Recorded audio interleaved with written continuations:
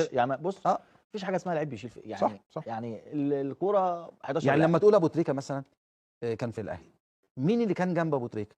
كان عصام الحضري، كان عماد النحاس، كان وائل جمعه، كان محمد شوقي، كان عماد متعب، طب اقول لك على كان حاجه شادي. كابتن مهيب، هو كابتن هو مهيب لعب جنبه عمرو زكي ولعب بعد جنبه اذنك لا مهيب. انا هقول حاجه معاك. اهم. انت بتتكلم على ده عنده نجوم في الاهلي وده ما عندوش نجوم في الزمالك. طب فين شيكابالا من منتخب مصر لما هو راجل بقى نجم ولاعيب ومهاري وبتاع منتخب دي مصر فيه رؤيه نجوم جهاز فني.